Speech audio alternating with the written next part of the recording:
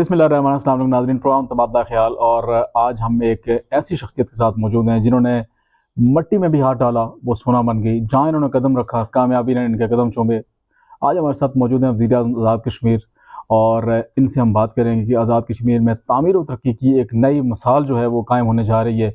और ख़ासकर पाकिस्तान तहरीक इंसाफ के दौरे हुकूमत में जो तामीर और तरक्याती के काम हुए हैं आज़ाद कश्मीर में, उस हवाले से इनसे बात करेंगे। सरदार साहब, आपका बहुत बहुत शुक्रिया, आपने हमें टाइम दिया। सबसे पहले हम आपसे बात करेंगे कि साबिक़ वज़ीर-ए-आज़म पाकिस्तान इमरान खान साहब 29 सितंबर को मुज़फ़्फ़राबाद जा रहे हैं। एक बहुत बड़ा जलसा होगा, एक अज़ीम शान जलसा होगा, और कहा जा रहा है कि आज़ाद कश्मीर की तारीख़ का एक सबसे बड़ा जलसा होगा। तो इस हवाले से जो तैयारियाँ की जा रही हैं और कश्मीरी अवाम के लिए कोई ख़ास जो पैगाम है कश्मीरी कौम के लिए, उस हवाले से थोड़ा सा हमारे सुनने वालों को आप बताइएगा। जो सबसे पहले आपने खान साहब के जलसा के हवाले से कहा, चूँकि आज़ाद कश्मीर में इस वक्त जीबी में, केपी में और पंजाब में पाकिस्तान तहरीक इंसाफ की हुकूमत है और खान साहब चूँकि पार्टी के चेयरमैन हैं, तो आज़ाद कश्मीर में एक अरसे से, जब से हमारी पाकिस्तान तहरीक इंसाफ की हुकूमत बनी, तो उसके बाद चूँकि यहाँ पे क्राइसिस शुरू हो चुके थे वफाक में, तो खान साहब को वहाँ जाने हैं, पार्लियामानी पार्टी को एड्रेस कर रहे हैं, वहाँ की असम्बली से एड्रेस करने का मौका नहीं मिला है। नॉर्मली रवायत यही होती है कि आप अपनी पार्टी की पार्लियामानी पार्टी से भी एड्रेस करते हैं, असम्बली से भी एड्रेस करते हैं। तो यहाँ पे क्राइसिस स्टार्ट हो गए थे और आज़ाद कश्मीर के रहने वाले एक अरसे से बड़ा बेताबी से कायदे पाकिस्तान चेयरमैन तहरीक इंसाफ इमरान खान साहब का इंतज़ार कर रहे हैं कि वो कब आज़ाद कश्मीर में आएंगे और उनको वो डायरेक्ट सुनेंगे भी और उनको डायरेक्ट देखेंगे भी। तो इस वक्त आज़ाद कश्मीर में हर जगह पे पाकिस्तान तहरीक इंसाफ का जो 29 को जलसा होने जा रहा है उसकी हाइप है, लोग उसका बेताबी से इंतज़ार कर रहे हैं और इंशाअल्लाह ये बड़ा एक शानदार और यादगार जलसा होगा। जहाँ तक तरक्याती प्रोग्रामों के हवाले से आपने कहा, आज़ाद कश्मीर में मैं जब पाकिस्तान तहरीक इंसाफ की कैंपेन का डिप्टी हेड था, तो मैंने हर कॉन्स्टिट्यूंसी के अंदर ये बात रखी कि आप, चूँकि वहाँ पे रवायती तौर पे लोग खंबे की बात करते हैं, नाली की बात करते हैं या पाइप की बात करते हैं, स्कूलों की छतों की बात करते हैं, ये यकीनी तौर पे ये बुनियादी मसाइल भी हैं, इनको हल भी होना चाहिए। लेकिन मैंने हर जगह पे ये कहा कि जी आपको ये मुतालबात मेरे से नहीं करने, क्योंकि मुझसे आप एक्सपेक्ट करें जो आउट ऑफ बॉक्स चीज़ें हो, ये आपका हक होता है और आने वाली गवर्नमेंट या आपके जो भी लेजिस्लेटिव मेंबर इलेक्ट होते हैं उनके फ़राइज़ मनसबी में ये चीज़ शामिल होती है कि वो ये चीज़ें आपको मुहैया करें। तो आज़ाद कश्मीर में चूँकि पिछले 32 साल से लोकल बॉडीज़ वहाँ पे नहीं थी, बुनियादी तौर पे ये जो नलका है, पाइप है, इससे रेलिवेंट जितनी चीज़ें होती हैं ये लोकल बॉडीज़ क्या करती हैं और लोकल बॉडीज़ तक आम आदमी की रसाई होती है। आज़ाद कश्मीर चूँकि एक पहाड़ी इलाका है, कॉन्स्टिट्यूंसीज़ भी बड़ी हैं और पहाड़ी इलाका होने की वजह से बाज़ कॉन्स्टिट्यूंसीज़ के अंदर आप 4 से 4.5 या 5 घंटे की मसाफत होती है एक जगह से दूसरी जगह पहुंचने में, उस डेस्टिनेशन को अचीव करने के लिए। तो वहाँ पे जो मसाइल हैं वो अपने मेंबर तक पहुंचना, और मेंबर की भी अपनी बहुत सारी एंगेजमेंट्स होती हैं जो उसकी अपने हल्के के अंदर होती हैं, कहीं फोतगी हुई होगी, कहीं दुआ करनी है, कहीं शादी का इवेंट है, कोई सोशल इवेंट है, किसी चीज़ की इनाग्रेशन करनी है, तो वो हर वक्त लोगों के पास नहीं आ सकता, ये मिल नहीं पा रहा होता। उससे लोगों के यहाँ बेचैनी भी होती है, परेशानी भी होती है कि हम इतनी दूर से मसाफत तय करके आए और अपने इलेक्टेड मेंबर के साथ हमारी रसाई नहीं हो सकी। तो लोकल बॉडीज़ चूँकि हम करवाने जा रहे हैं, इंशाअल्लाह 32 सालों से जो लोगों का देरीना ख्वाब था, ख्वाहिश थी, वो उनका ख्वाब और ख्वाहिश हम इंशाअल्लाह पाकिस्तान तहरीक इंसाफ की हुकूमत और हमारी पार्टी ये पूरी करेगी। उसमें तमाम पार्टीज़ को, जमातों को ये इक्वल अपॉर्चुनिटी होगी कि वह मैदान में उतरें और इस मैदान सियासत के अंदर उतरने के बाद जो उनके कैंडिडेट्स हैं उनको अगर लोग वोट देते हैं तो हम उसके ऊपर खुशी का इजहार करेंगे, उनको मुबारकबाद देंगे। इलेक्शन में ये नहीं होता कि एक ही पार्टी जीतती है। जिस तरह मैं अपनी कानून साज असम्बली के अंदर कई दफ़ा ये कहा कि ट्रेजरी बेंचों के साथ अपोजिशन बेंचों का भी फाल होना, मुतहर्रिक होना और हुकूमत से बात चीज़ों के ऊपर जवाबदेही का, उनको ये कहना कि जी आपको ये जवाब देना होगा और हुकूमत के जो लोग होते हैं, मेंबरान होते हैं, उनको जवाब देना भी चाहिए। जो तरक्याती मनसूबाबंदी का जहाँ तक तल्लक है, इसमें मैं ये समझता हूँ कि देखें आज़ाद कश्मीर में गवर्नमेंट सेक्टर से हट के प्राइवेट सेक्टर की एनेबलिंग के ऊपर बिल्कुल काम नहीं किया गया। मीरपुर के अंदर 203 फैक्ट्रियां थी, जिसमें से इस वक्त 30 फैक्ट्रियां चल रही हैं, बाकी सारे यूनिट बंद हो चुके हैं। क्योंकि पुराने वक्त में एक शॉर्ट टर्म 5 साल स्कीम इंट्रोड्यूस करवाई गई, जिसको कुछ अर्सा एक्सटेंड भी किया गया, लेकिन जब वो बिल्कुल मुकम्मल ख़त्म हो गए और वहाँ पे आज़ाद कश्मीर में एजुकेशन सेस जो था वो ज़्यादा किया गया एजुकेशन के फ़रोग के लिए, लेकिन उन फैक्ट्रियों के ऊपर वो ज़्यादा बर्डन बना, तो इसलिए वो फैक्ट्रियाँ और यूनिट जो है वहाँ से बंद करके मुल्क के दूसरे हिस्सों में चले गए।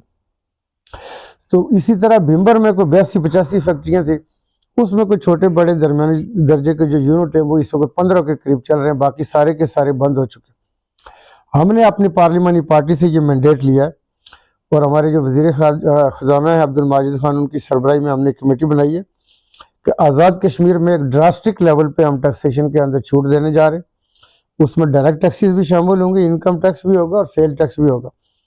इसके साथ हम इसके ऊपर भी काम कर रहे हैं कि हम उनको यूटिलिटीज़ की मद में भी एग्जेप्शन दें।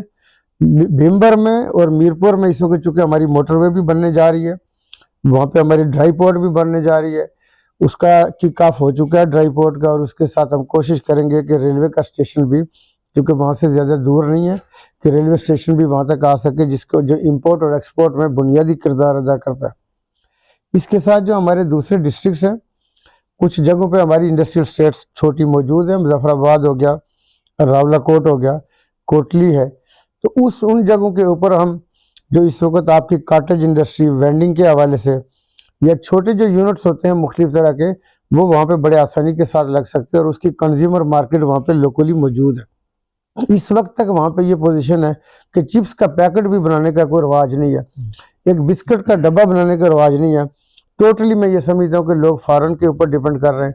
गवर्नमेंट ऑफ आज़ाद कश्मीर, तो मैं ये कहता रहता हूँ, कैंपेन में भी मैंने कहा था कि अगर अमेरिकन गवर्नमेंट आपको जॉब नहीं दे सकती, दुनिया की बड़ी से बड़ी माशत, क्योंकि ये सारे काम प्राइवेट सेक्टर के अंदर होते हैं, तो आज़ाद कश्मीर के जो रहने वाले हैं वो सुबह अपने घर से साफ़ सुथरे कपड़े पहन के अपने जॉब के ऊपर जाएं, प्राइवेट सेक्टर के अंदर हो, और वापस अपने घर में आ जाएं, और मुल्क के अपने दूसरे कॉर्नर से, सिंध से, बलूचिस्तान, केपी हो, जीबी हो, पंजाब हो, लोग आज़ाद कश्मीर के अंदर आके काम कर सकते हैं, आज़ाद कश्मीर के अंदर आके बिजनेस कर सकते हैं, और आज़ाद कश्मीर के लोगों के साथ पार्टनरशिप भी कर सकते हैं। लेकिन कोई पार्टनरशिप करने को कानूनी कोई मैंडेटरी नहीं है कि पाबंदी है।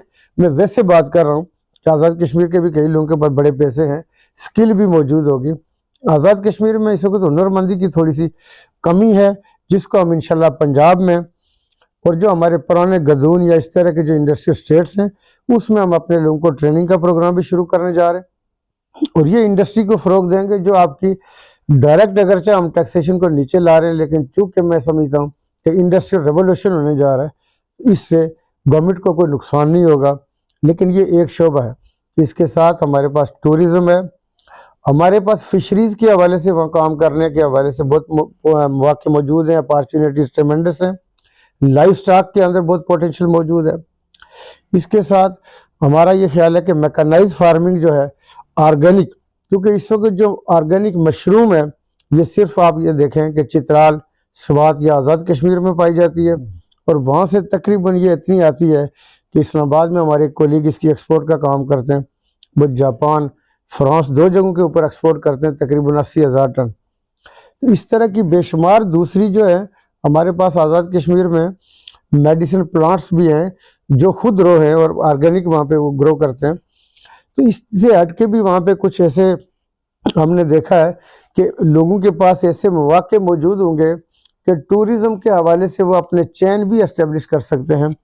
और ये जो मैंने कहा कि जो हर्बल के हवाले से जो दूसरी हर्बल हैं जो हमारे ज़्यादा हाइट वाले एरियाज़ हैं, जिस तरह नीलम है, बाग है, कोटा और हवेली के उन इलाकों के अंदर जो ज़्यादा पीक्स मौजूद हैं, वहाँ पे वो हर्बल इस वक्त यूरोप में वो करोड़ों डॉलर्स, पाउंड और यूरोप में खरीदी जा रही हैं, और यहाँ से ज़्यादा थेफ्ट होती है। इस तरह आज़ाद कश्मीर के अंदर मिनरल और माइंस के हवाले से भी बहुत पोटेंशियल मौजूद है। इस वक्त जो गवर्नमेंट ऑफ आज़ाद कश्मीर के पास कुछ स्टैटिस्टिक्स हैं कि $12 बिलियन के वहाँ पे डिपॉजिट्स वहाँ मौजूद है सिर्फ रूबी के। तो इसको हम देखेंगे कि ये इस वक्त जो लोगों ने लीज़ कराई हुई है वो काम कर रहे हैं कि नहीं कर रहे, वहाँ पे क्या पोजीशन है। लेकिन अगर वो लीज़ कर रहे हैं तो खुद अगर करोड़ों रुपए कमा रहे हैं और 5,000 भी आज़ाद कश्मीर गवर्नमेंट को पास नहीं आ रहे, तो वो कैसे आ सकते हैं। तो इसमें यह है कि फ़ौरन सरमायाकारी के हवाले से वहाँ पे आपकी फूड स्ट्रीट्स हो सकती हैं, शॉपिंग आर्केड हो सकते हैं, बहुत सारी चीज़ें हैं। तो मैं ये छोटी इंडस्ट्री की बात कर रहा था कि आप जराबें अगर ना बना सक रहे हो, रुमाल आप ना बना सक रहे हो, आप परौंदे ना बना सकें, आप टमाटो केचप ना बना सकें, आप चिप्स ना बना सकें, तो ये बेसिक चीज़ें हैं। ये प्लास्टिक के बर्तन हों, प्लास्टिक के स्लीपर हों, तो क्या क्या नहीं है कि इसमें वक्त की कोतादामनी होती है कि आपको सारी चीज़ें उस शिस्त में बताई जाए। लेकिन लोगों के पास पहले आप देखें कि वहाँ की इकानमी काफ़ी हद तक सेल्फ सस्टेन थी। इस वक्त किसी पूरे गांव में आपको एक देसी मुर्गी नहीं मिलती।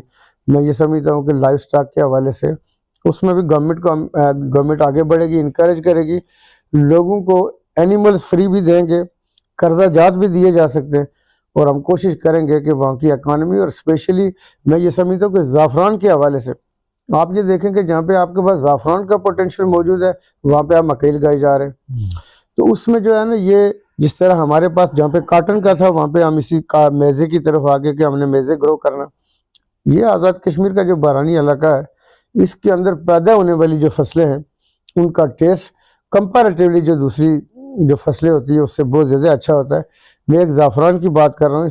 इस तरह आपके पास फ्रूट्स के अंदर पल्प बनाने के हवाले से, फ्रूट चूँकि वहाँ पे ज़ाया हो जाता है, उसका स्टोरेज का कोई मैकेनिज़्म वहाँ पे मौजूद नहीं है। तो चूँकि फ्रूट जब तैयार होता है तो एक हफ्ते के अंदर सारा पक जाता है, तो ना तो कोई इतना खा सकता है, ना वहाँ पे पल्पिंग का कोई रिवाज है। तो मैं ये समझता हूँ कि इसी तरह चाय के हवाले से आज़ाद कश्मीर के बहुत सारे इलाके हैं कि जहाँ पे चाय का बहुत पोटेंशियल मौजूद है। माजी में एक्सपेरिमेंट्स भी किए गए कि चाय वहाँ पे उगाई जाए, उसके ऊपर काम नहीं हो रहा। लेकिन अगर आप देखें कि एक दिन में आज़ाद कश्मीर के जो लोग हैं और एक महीने के अंदर अरबों रुपए की चाय पी जाते हैं। इसके साथ जो आप देखें कि डेयरी फार्मिंग के अंदर आज़ाद कश्मीर के पूरे शहरों के अंदर इस वक्त डेयरी फार्मिंग इतनी भी नहीं है कि 5% की मिल्किंग ज़रूरियात को पूरी करती है।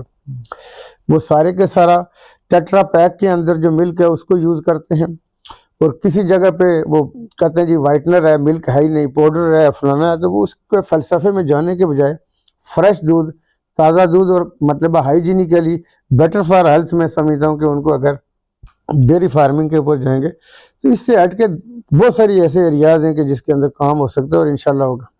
सरदार साहब, अल्लाह करे ये सारे जो आपने शोबे गिनवाए हैं इनमें काम हो, और इसके लिए वक्त भी दरकार होता है। हमने ये देखा है कि जैसे ही कोई अच्छा काम शुरू करने लगता है, कोई गवर्नमेंट आती है अच्छा काम शुरू करने लगता है, तो उसकी राह में रोड़े अटकाए जाते हैं, अफवाहें उठाई जाती हैं। और अभी भी कुछ अफवाहें गर्दिश कर रही थी कि हुकूमत के ख़िलाफ़ कुछ लोग सरगर्म हुए हुए हैं। तो इस हवाले से हमारे बहुत सारे सुनने वाले, जानने वाले जानना चाह रहे हैं कि इस तरह के अगर खुदा न खास्ता अगर हुकूमत की राह में कोई रोड़े अटकाए गए, तो क्या आप हमारे जो आपके चाहने वाले हैं, सुनने वाले हैं, और ख़ासकर आपके हल्के के जो लोग हैं, उनके लिए क्या कहेंगे आप? देखिए, बुनियादी तौर पे चूँकि जो हमारी ट्रेडिशनल पॉलिटिक्स है उसके अंदर जब कोई आदमी अनप्रेसिडेंटेड या जो कन्वेंशनल तरीके हैं हमारे सियासत के उससे हट के आता है और कोई नई बात करता है, ये जिन चीज़ों के ऊपर मैं अभी आपकी निशानदेही कर रहा हूँ, आप देखें कि मैंने आज़ाद कश्मीर कानून साज असम्बली के फ्लोर पे ये कहा कि यहाँ पे वैल्यू इंजीनियरिंग का कोई कॉन्सेप्ट मौजूद नहीं है। तो अभी हमें प्रेजेंटेशन देते हुए हमारे महकमा इशारात ने ये कहा कि उन्होंने सिर्फ अभी उनके पास उस लेवल की प्रोफेशनल वैल्यू इंजीनियरिंग की कोई टीम मौजूद नहीं है। लेकिन वैल्यू इंजीनियरिंग का मतलब ये होता है कि विदाउट कॉम्प्रोमाइजिंग क्वालिटी सब्सिट्यूट को देखना, अल्टरनेट को देखना। तो अभी उन्होंने कहा कि सिर्फ एक उनका सब्जेक्ट इसके ऊपर उन्होंने कहा जी कि प्राइम मिनिस्टर आपकी तवज्जो दिलवाने से हम उस वैल्यू इंजीनियरिंग के कॉन्सेप्ट को लेकर चले तो हमें 14 अरब की बचत हुई है।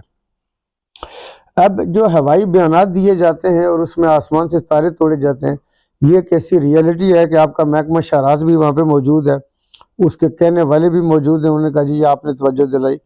क्या हुआ, क्यूसी का महकमा होता है दुनिया सारी में कंस्ट्रक्शन में।